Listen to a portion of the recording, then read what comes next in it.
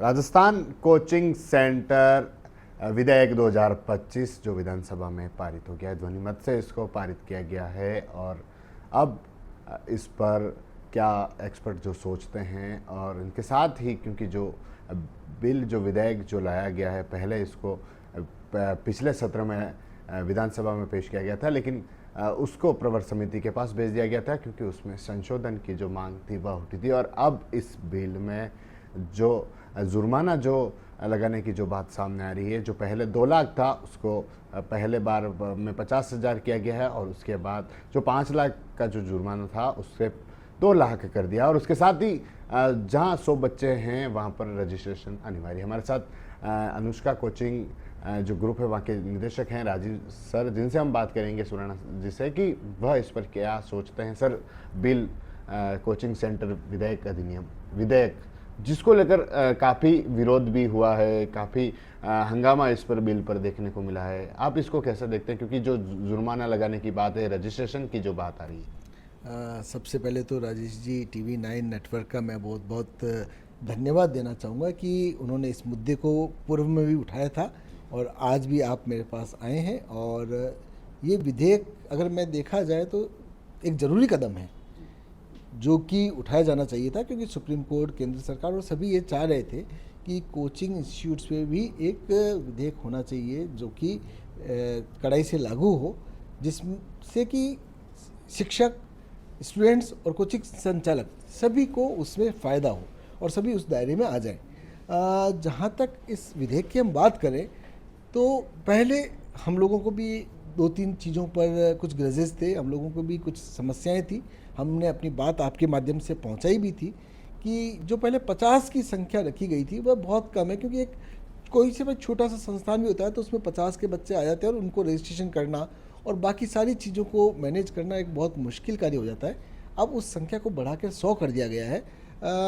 Still अभी भी मेरे को लगता है कि शायद थोड़ा कम है, बट स्टिल 100 की संख्या एक रीजनेबल संख्या है जो कि कुछ कोचिंग संस्थानों के पास ही हो पाती हैं जो कि छोटे से मध्यम में आते हैं। बड़े कोचिंग संस्थानों की हम बात नहीं करते कि उसमें तो 2,000-5,000 बच्चे भी होते हैं, लेकिन जहाँ छोटे से मध्यम की हम बात करें तो 100 बच्चे भी उसमें आते हैं। तो ठीक है, उनसे ज़्यादा की संख्या वाले संस्थानों को उसमें जोड़ा गया है। और पेनल्टी क्लॉज भी वास्तव में थोड़ा सा बहुत ज़्यादा था उस टाइम जब पहली बार ये विधेयक लाया गया था। अब उसको 2 लाख की जगह 50,000 और 5 लाख की जगह 2 लाख किया गया है। ये एक रीजनेबल है। साथ ही साथ इसके अंदर बच्चों को जो फीस है वो भी प्रो रेटा बेसिस पर रिफंड की बात की गई। ये करीब करीब सभी कोचिंग संस्थान इसको लागू भी रखते हैं कि एक निश्चित समय के बाद या पहले अगर बच्चे ने एग्जिट कर लिया तो उसको फीस रिफंड करते हैं। लेकिन मुझे लगता है कि अगर 60, 70, 80% तक कोर्स हो जाता है उसके बाद फीस रिफंड की बात थोड़ी सी हार्श लगती है, क्योंकि करीब करीब 80-90% के करीब का कोर्स हो जाता है और केवल रिवीजन का कार्य ही बचता है। तो ठीक है, लेकिन जो भी सरकार की गाइडलाइंस है या है उसकी पालना मेरे हिसाब से सभी संस्थानों को करनी चाहिए।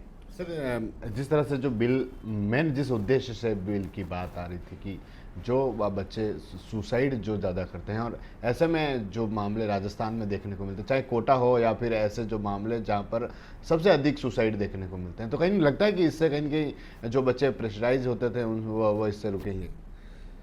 देखिए, कोचिंग बिल से विधेयक से बच्चे रुकेंगे ये तो शायद हो सकता है कि इसमें बहुत ज़्यादा बड़ी सच्चाई नहीं हो सकती है, लेकिन हाँ, जो इस विधेयक के अंदर चीज़ें लाई गई है, जो बच्चों के साइकोलॉजिस्ट को रखना है या ऐसी सभी सुविधाओं को लागू करना है जिसके के कारण बच्चों के मन में अगर डिप्रेशन आता है तब भी उस डिप्रेशन से वो बाहर निकले, ये सब चीज़ें बहुत अच्छी हैं। और हर संस्थान में होना चाहिए कि अपने जो भी देश की सभ्यता संस्कृति है उसको बिना भूले बच्चों की पढ़ाई को लागू रखना चाहिए।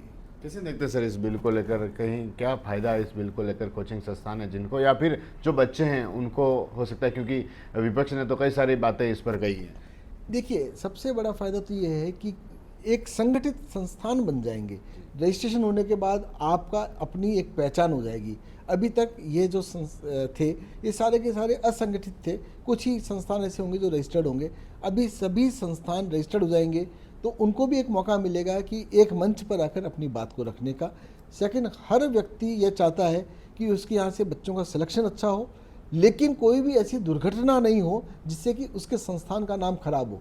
तो अगर इस विधेयक के द्वारा संस्थान को अपने अंदर कुछ सुधार लाने की ज़रूरत है तो बिल्कुल ये करना चाहिए, ताकि कोई भी संस्थान नहीं चाहता है कि उसके संस्थान में कोई ऐसी घटना या दुर्घटना हो जिससे उसके संस्थान का 20, 25, 30, 40 साल का कैरियर या उस पर कोई दाग लग जाए। तो बहुत अच्छी बात है कि ये विधेयक है और उसमें जो भी व्यवस्थाएं सरकार ने चाहिए है वह हर संस्थान को लागू करनी चाहिए। क्या इस पर हो सकता है सरकार को इस पर और किस तरह और ऐसे कुछ नए विचार हैं जो इस पर रखें? आप भी बताएं कि क्या सरकार इस पर और अपना रख सकती है। दो चीज़ें मुझे और लगती है कि शायद इसमें कहीं ना कहीं जोड़ी जानी चाहिए थी।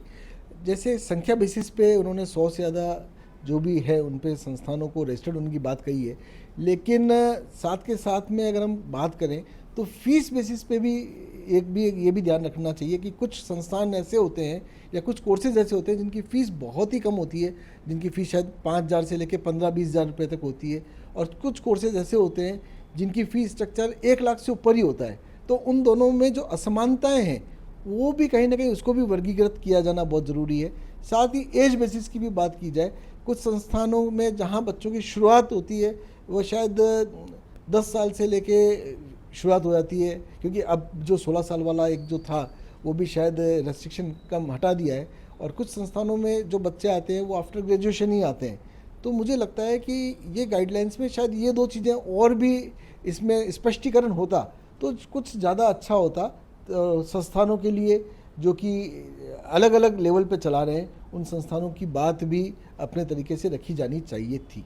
ये थे राजवीर सुराणा सर, जिनसे हमने बात की, क्योंकि राजस्थान में जो विधानसभा में जो विधेयक जो पारित हुआ है और उसमें क्योंकि पहले इस विधेयक को जो कुछ प्रवर्तक समिति के पास भेजा गया था जिसमें काफ़ी संशोधन की बात सामने आई थी, जिसके बाद अब जब वापस इस बिल को लाया गया तो उसमें पहले जो 50 बच्चों के जो रजिस्ट्रेशन की जो बात सामने आ रही थी जिसको लेकर लाना था, लेकिन जब संशोधन हुआ तो संशोधन में 100 बच्चों के रजिस्ट्रेशन को अनिवार्य किया गया। उसके साथ ही जो जुर्माना जो पहली बार अगर कोई नियमों का उल्लंघन करता है तो 2 लाख से 50,000 किया गया है। दूसरी बार अगर कोई उल्लंघन करता है तो उसे 5 लाख से 2 लाख किया गया है। और उसके साथ जो गाइडलाइंस हैं कैसे बच्चों को कोचिंग्स पर आना है, क्या इंफ्रास्ट्रक्चर रखना, और उसको लेकर अब जो तैयारियां हैं वह की जा रही है। इसके साथ ही कंट्रोल रूम बनाने की जो बात है